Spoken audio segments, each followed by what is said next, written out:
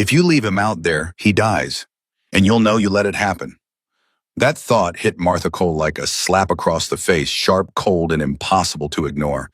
Through the frost-cracked window, she could see him, a man, face down in the snow, bleeding and not moving. Behind her, the diner was empty. Ahead of her, sheriff lights swept the highway like searching eyes. Her hand touched the deadbolt. She knew better. She turned it anyway. If this story moves you, subscribe, drop your city in the comments, and let's see how far one open door can travel. The wind had been screaming for 3 hours before the motorcycle went down. Martha Cole heard it, not the crash, but the engine. That particular high whine of a Harley fighting a road it had no business being on in February. She'd grown up around that sound. Her father rode. Her husband James rode. She knew the difference between a machine running clean and one running scared, and whatever was out on Route 9 that night was running scared. She was halfway through shutting down the coffee urns when the sound cut out. Just gone. No rev down, no idle, just silence swallowed by wind. Martha set the coffee pot down. Slowly, the way you move when some part of you already knows. She walked to the front window and looked out through the gap in the frost where she'd scraped it that morning, and she saw him maybe 30 feet from the door, face half buried in the snowbank where the parking lot met the highway shoulder. A big man, dark jacket, one arm stretched toward the diner like he'd been crawling before he stopped. His motorcycle was on its side 20 feet back, the headlights still burning, throwing a thin yellow cone into the falling snow. "Lord," she whispered. Her breath fogged the glass. Behind her, the diner was dead quiet. The last customer, Earl Pittman, who came in every Tuesday for pie and stayed till closing to avoid his empty house, had left 40 minutes ago. The cook, Danny, had clocked out at 9. The waitress, young Becca, had called in sick. It was just Martha, the hiss of the radiator, and the wind finding every crack it could in the old building's bones. She looked at the man in the snow. She looked at the highway. And that's when she saw them, the lights. Red and blue, still distant, maybe 2 miles east, sweeping slow and deliberate through the dark. Not racing, not chasing, searching. Martha's stomach dropped 3 inches. She'd lived in Harlan County her whole life, 58 years. She knew the difference between a patrol car running a call and a patrol car running a grid. What was out there on Route 9 was running a grid. They were looking for someone. And whoever they were looking for was lying face down in her parking lot. "Don't do it, Martha," she told herself out loud. Her voice sounded strange in the empty diner. Too small, too thin. "You don't know that man. You don't know what he did." She watched the lights sweep, getting closer, slow and steady. She looked back at the man in the snow. He moved. Just barely his fingers, the ones on the outstretched hand, curled against the snow. One slow, terrible attempt to grab at something that wasn't there. He was alive. He was conscious enough to try, and he wasn't going to be either of those things much longer. "Damn it," Martha said. "Damn it, damn it, damn it." She grabbed her coat off the hook, shoved her feet into the boots by the door, and went out. The cold hit her like a wall. February in rural Kentucky doesn't ask permission. It just takes. Her eyes watered immediately, her lungs seized on the first breath. She crossed the parking lot in a half run, her boots breaking through the crust of ice on every step, arms out for balance. She dropped to her knees beside him. "Hey," she put her hand on his shoulder, solid muscle under the leather jacket even now. "Hey, can you hear me?" He turned his head, just barely. His face was a mess road rash along one cheek, a deep cut above the eyebrow, matting his blonde hair dark with blood. His eyes, when they found hers, were gray, pale gray like winter sky before a storm, and clear, startlingly clear for a man who'd just laid his bike down at highway speed. "Don't," he said. His voice was low controlled, like it cost him something to keep it that way. "Call anyone." "I'm not calling anyone. I'm trying to get you off the ground before you freeze to death." She got her arm under his shoulder. "Can you stand?"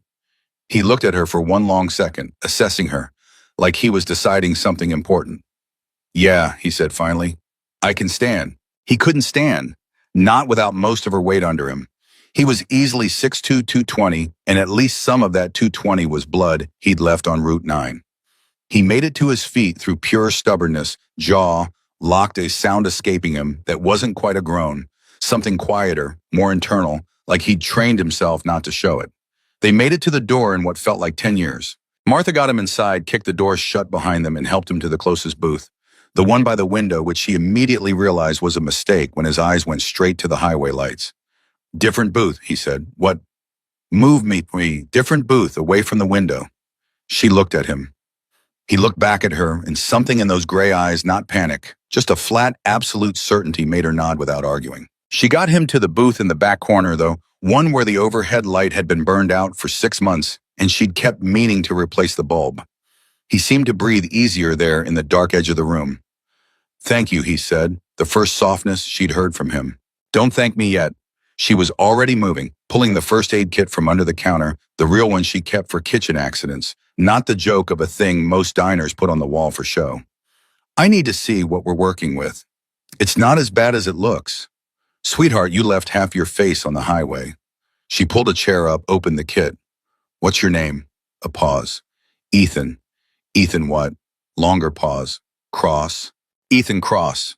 She said it the way you repeat something you want to remember. I'm Martha Cole. This is my diner. And those lights out on the highway. She tilted her head toward the window without looking at it. They looking for you? Ethan Cross said nothing. That's a yes, she said. She uncapped the antiseptic. This is going to hurt. I know. You're not going to make a lot of noise, are you? No. Good. She pressed the gauze to the cut above his eye. He made no noise. Not a flinch, not a word. His hands flat on the tabletop tightened once and then went still. He just watched her face while she worked those gray eyes steady and unreadable. How far did you ride? She asked. Keep him talking. Keep him present. From Clarksburg. That's 4 hours in this weather. 3.5. On a night like this, she shook her head. You must have had a very good reason. He didn't answer that one. She cleaned the road rash, butterflied the eyebrow cut, and when she pulled his jacket open to check his ribs, because the way he was holding himself told her something was wrong there. He caught her wrist. Fast. Faster than a man in his condition should have been able to move. She looked at him. He looked at her hand, then at her face. His fingers loosened. Sorry, he said quietly. Reflex. It's all right. She waited. I need to check your ribs. He let her. 2 were cracked, she was almost certain. Not her first rodeo. James had cracked ribs twice in his years of riding, and she knew what it felt like under her hands, that subtle wrongness in the architecture of a chest that's taken damage. You need a hospital, she said. No hospital. Ethan's what? No hospital. Each word separate, each word a closed door. She sat back, looked at him. What did you do? Nothing that deserves what they do to me. That's an interesting way to not answer a question. The corner of his mouth moved, not quite a smile. You're sharp. I've been running a diner since I was 32. You get sharp or you get taken advantage of. She started wrapping his ribs with the tensor bandage from the kit. You said you didn't do anything that deserves what they do to you. Who's they? He watched the window. Then how long have you known Sheriff Doyle? The question hit her sideways. She kept her hands moving, kept her face neutral, but something shifted cold in her chest that had nothing to do with the February air still clinging to her clothes. My whole life, she said. His family and mine go back 40 years. Do you trust him? She didn't answer right away. That was an answer by itself. He was at my husband's funeral, she said carefully. Gave a speech, cried real tears. When did your husband die? 14 months ago. She tied off the bandage. Car accident. Icy road over on Miller's Creek Bridge. Ethan Cross went very still. Not the stillness of a man in pain. Something different. Something deliberate. Miller's Creek, he said. You know it. He looked at her. Those gray eyes holding something she couldn't quite name, recognition or grief or something heavier than both. I know of it, he said, and something in the way he said it, those 4 words flat and careful and freighted with weight, she couldn't see put ice in Martha's blood that had nothing to do with the temperature. What does that mean, she asked. Before he could answer, headlights swept across the front window. A car had turned into the lot. Ethan's posture changed in an instant. He didn't move, not outwardly, but something in him drew together. Focused, went absolutely quiet in the way that very still water goes quiet right before a stone breaks the surface. Is there a back way out? He asked. Yes, but you can't run anywhere in the condition you're in. I'm not running. His voice was even. I'm giving you an option. If you want me out before they come in, I'll go. She looked at him, then at the lights resolving now into the shape of a county cruiser pulling up slow to the diner. You'll die, she said flatly. You'll make it maybe 50 yards in that snow and you'll go down and they'll find you anyway.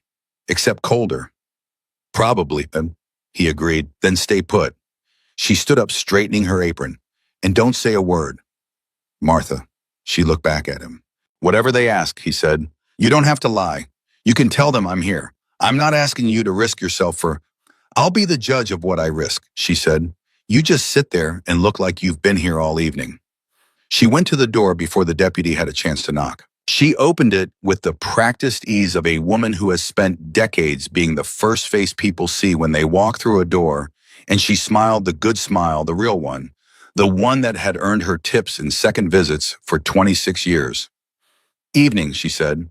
We're just closing up, but I can put on a fresh pot if you're... Martha. Deputy Carl Steuben, young pink-cheeked, the kind of boy who'd been a bully in high school and found a career that let him keep doing it with a badge. We're looking for someone.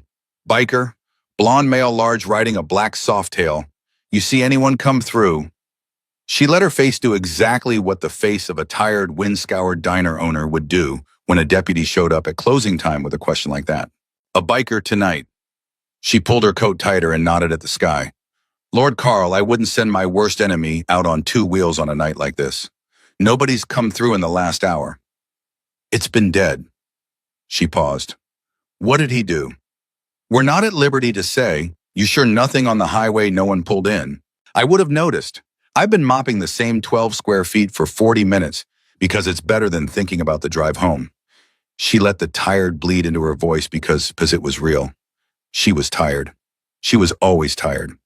You boys going to be out much longer? You need coffee to go. I can make it. Steuben looked at her. Then he looked past her into the diner. Martha didn't move, didn't shift, didn't block his line of sight that would have been wrong too obvious. She just stood in the doorway like a woman with nothing on her mind but getting home. The back booth was dark. Ethan Cross was still. There was nothing to see. We're good, Steuben said. You see anything you call. Always do, she smiled. You drive careful, Carl. She closed the door and stood with her back against it for 4 full seconds before she trusted her legs to carry her back across the room. Ethan was watching her. You're good, he said. I'm tired, she corrected. She sat down heavily in the booth across from him. And now I'm in this, whatever this is. She looked at him. So you're going to tell me. Right now, you're going to tell me what you know about Miller's Creek Bridge. He held her gaze for a long moment. Your husband, he said, James Cole. Yes. He was a careful man, wasn't he? Her throat tightened. The most careful man I ever knew. He drove that road every week for how long?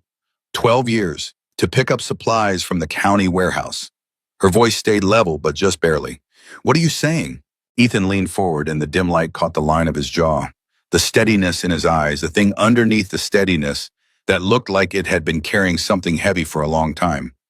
I'm saying, he said quietly, that James Cole didn't slide off that bridge because of ice. The diner was completely silent. The radiator hissed.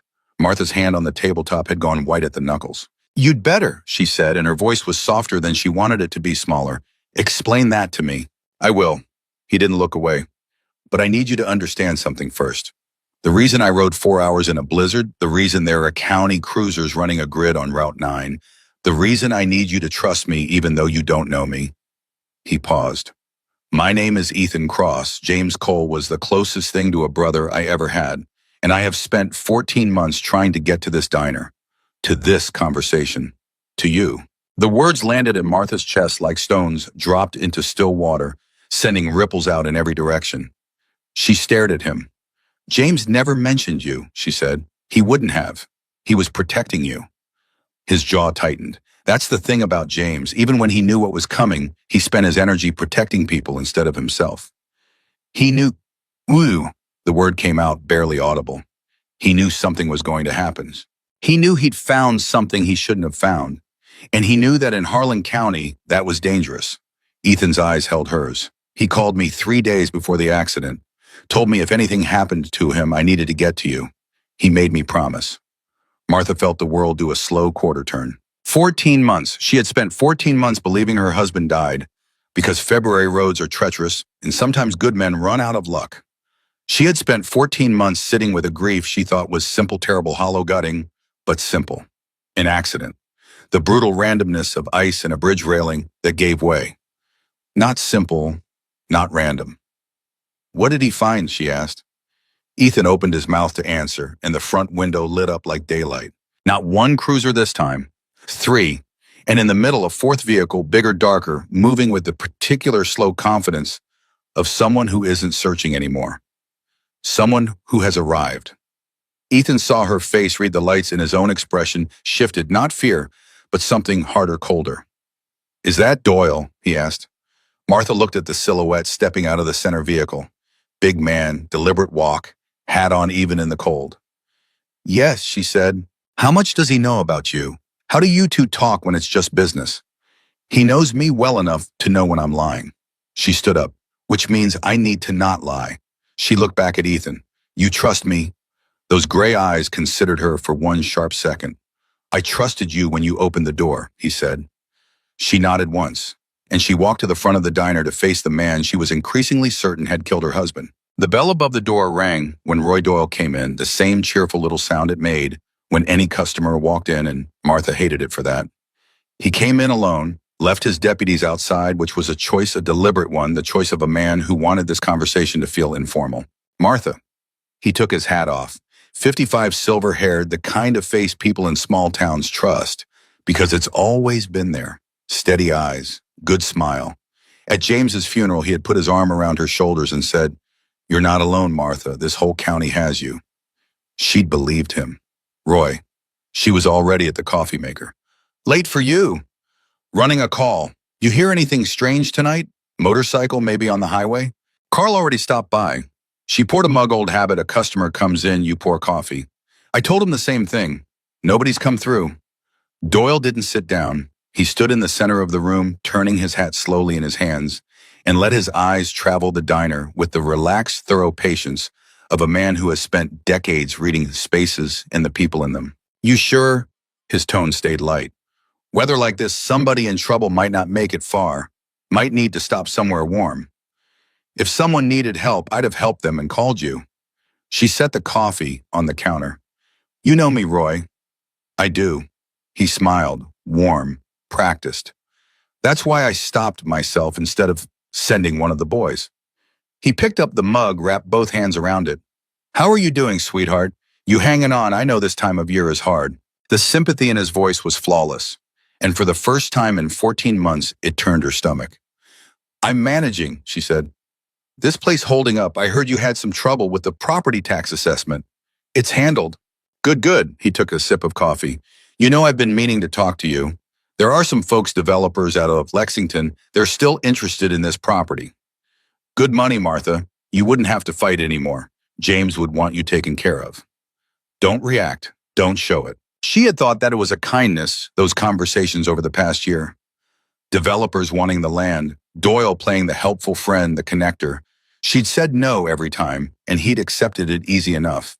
Now the shape of it looked different. I'll keep that in mind, she said. Doyle set the mug down, looked at her one more long moment with those steady, readable, utterly opaque eyes. You take care of yourself, he said. Lock up tight tonight. Always do. He put his hat back on and walked to the door, pushed it open. The cold rushed in, then he stopped, turned back. Oh, Martha. Casual, easy, like a man who'd almost forgotten something. That booth in the back, the dark one, bulb still burned out. Her heart stopped. Been meaning to replace it, she said. 6 months at least. You know how it is? He looked at the back booth. She held every muscle in her body perfectly still. Get that fixed, he said. Restaurant code. And then he was gone. Martha stood at the counter and listened to the cruisers pull out of the lot one by one until the sound faded into the wind. Then she walked to the back booth and sat down across from Ethan Cross. They looked at each other. He saw you, she said. No, Ethan said. He suspected. There's a difference. If he'd seen me, we'd both be in cuffs right now. He's going to come back. Yes. He's going to come back with more than 3 cars. Yes. Ethan's voice was quiet and certain, which means we don't have much time. He leaned forward. Martha, what James found, it's here, on this property. That's why they want it. That's why they've wanted it since before he died. The accident, the developers, the pressure to sell, it's all the same thing. She stared at him. What's here? She asked. Evidence, he said, the kind that doesn't go away. Evidence of what? He looked at her steadily, and in those gray eyes she saw the weight of what he'd been carrying, 14 months of it, the promise he'd made to a man who'd known he was running out of time. Of everything they've done, he said, in this county, for 20 years. He held her gaze. James hid it here because he knew you'd never sell. You were the safest place he could think of. Martha sat with that, sat with the fact that her husband, her careful, quiet, careful husband, had died, keeping a secret buried in the ground under her feet. I want to know everything, she said. I know.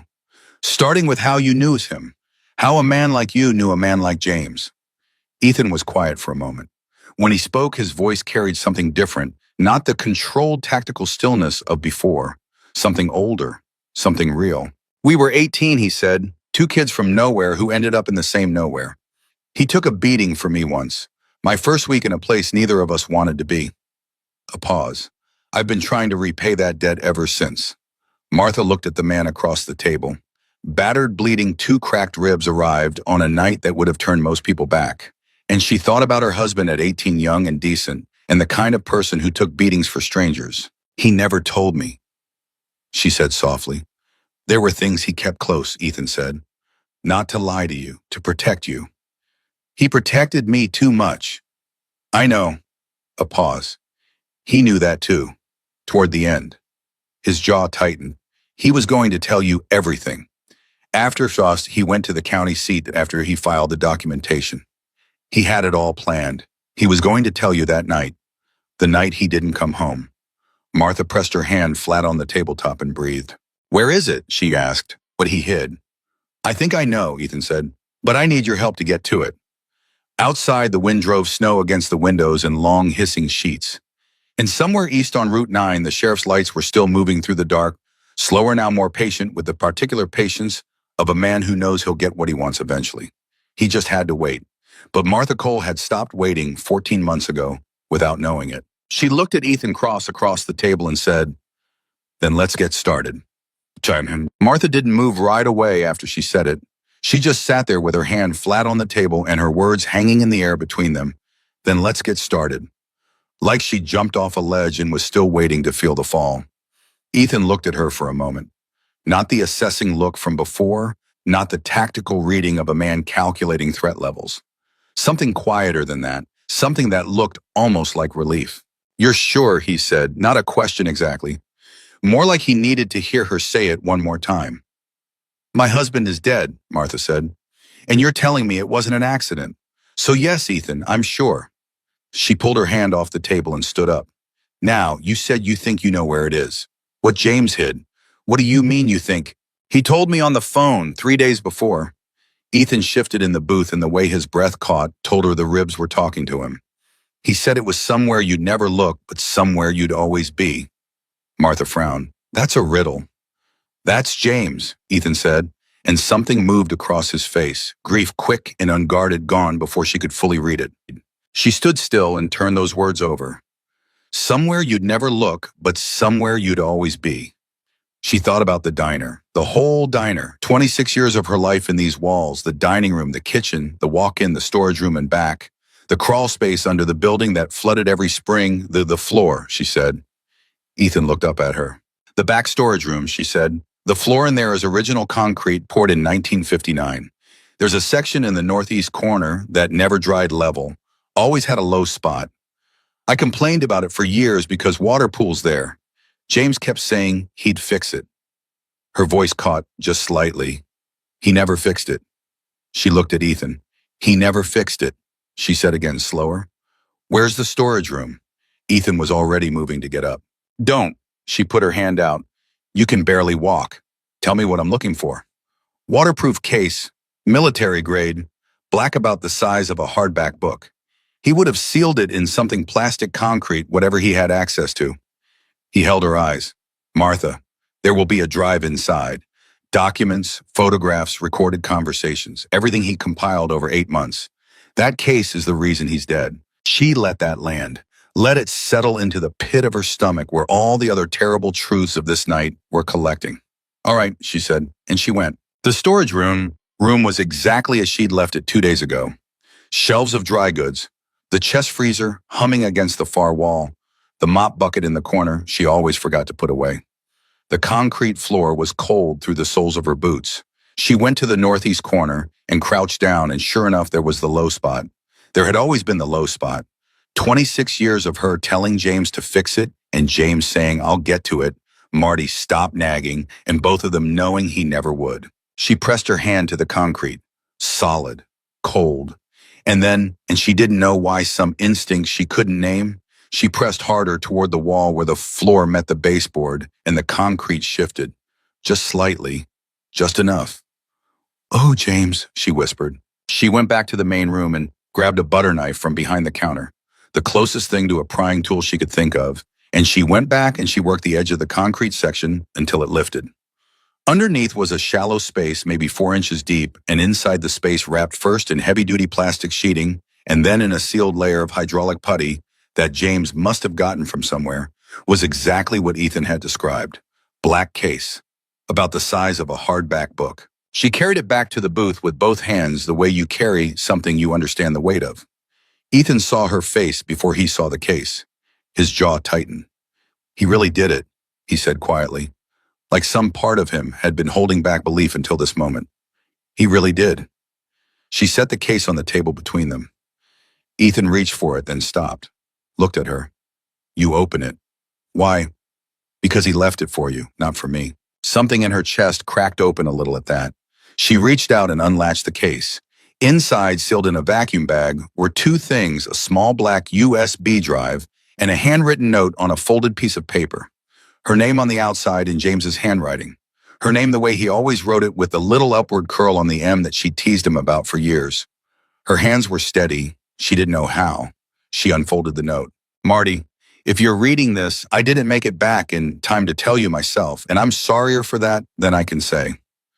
Don't be scared. You are the strongest person I know, and you always have been. Everything on the drive is real, documented, and true. Take it to the federal field office in Louisville. Not the county, not the state. Federal. Don't trust anyone local. I love you more than I ever said out loud. James." She read it twice. Then she folded it carefully and put it in the pocket of her apron against her chest, and she looked up at Ethan Cross. "Federal field office in Louisville," she said, her voice perfectly level. "He told me the same thing," Ethan said. "Same instructions. How long have you known about this, about what's on